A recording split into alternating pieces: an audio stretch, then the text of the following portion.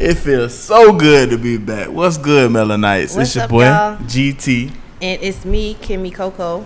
We are your hosts for Innovative Black Stations Connecting the Dots, where we bring everything full circle within our community and outside of our community. Yes, sir. And today what we're going to do, we're going to put you on game about black hair care products. Our facts and opinions will be about the NFL's bullshit new anthem law. We're going to talk about Stacey Abrams, the Daytona album, and we're going to talk about Kim and Kanye. But what we're going to go ahead and do, we're going to kick it off with the black hair care products. So, Kim, let's get into it.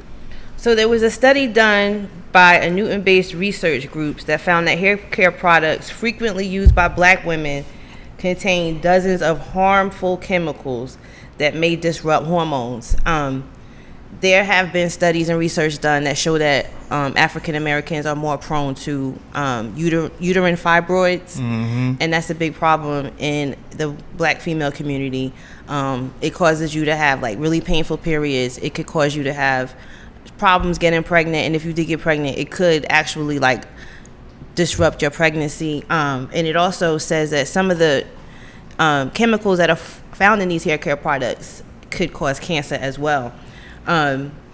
So this is on commonhealth.com, and the study measured endocrine disrupting chemicals in hair care products that are used by black women.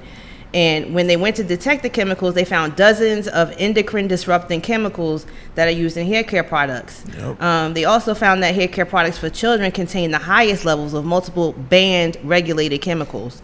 So I know a lot of women now, I don't know if you guys have noticed it, but a lot of women have gone natural recently and stopped using black hair care product. Well, not black hair care products, but specifically hair relaxers. That was one of the products that contained the most chemicals, and they found that could be causing fibroids in black women. So it's over 1,100 products out there. So 9 times out of 10, it's one of the products that you're using.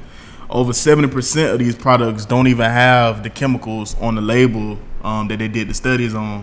What they also did, they broke it down into 6 categories on what exactly they tested. It was hot oil treatments, anti-frizz, leave-in conditioners, hair lotion, root stimulator, and relaxers, like you was just saying. Yeah. So, I mean, the type of cancers, breast cancer, ovarian cancer, also early menopause, weight gain, asthma, and like she was saying as well, fertility issues. Right. So it's a big deal. So they're suggesting that we use paraben-free and fragrance-free products, which are hard to find, and if you do find them, they can be very expensive. Fragrance-free products, especially in hair care, are hard to find, but they're hoping that because of these findings that will encourage manufacturers to stop using some of these chemicals in their products, and I hope they do too.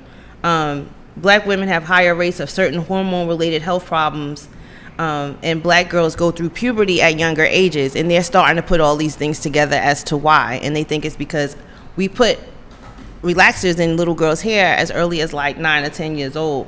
So I hope that these companies find out the findings that have been coming out and try to change it up, because and I think it's something that we as blacks been new though, because I mean, Just For Me was a very popular product back in the 90s, where a lot of young girls, including my little sisters and cousins, were using it themselves, and I know some of them it was causing their hair to fall out, them losing their edges, which is why a lot of y'all females don't have edges now. I'm not trying to be funny, but I mean that's the truth.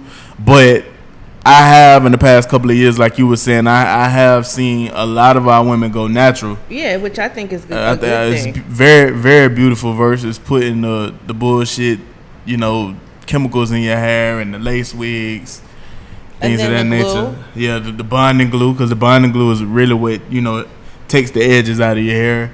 So, I mean, definitely do your research. Like I said, it's over 1,100 products, and I got my sources from Vibe, Daily Mail, and Time, and they actually have the list of the 1,100 products that has these chemical issues in them. So if you want to research and see if it's one of the products that you're using, you could definitely Google that or go on one of the websites that I just said, and you can learn more about that. Yeah, the FDA requires a listing of intentionally added ingredients, but I don't think a lot of these companies are saying that they intentionally added them.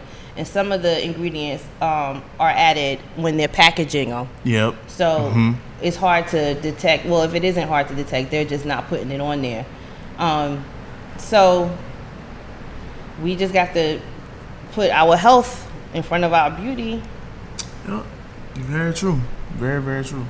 Do you guys find it, I mean, not a turn off, but are you still attracted to natural women? I think a lot of women don't go natural because they think that you guys like all that hair and stuff. Yeah, I mean, I've dated several women, you know, that are natural. So I mean, it doesn't bother me. It doesn't bother me at all. You know, I actually prefer you to be natural than to put all that, you know, craziness in your hair. So I mean, it definitely wouldn't have an effect on me. You guys put dye and stuff in your hair now too. So not you guys, but men put dye and stuff, and I'm starting to see men get weaves now. We ain't on that. So what if y'all Dennis found Rodman 101 shit?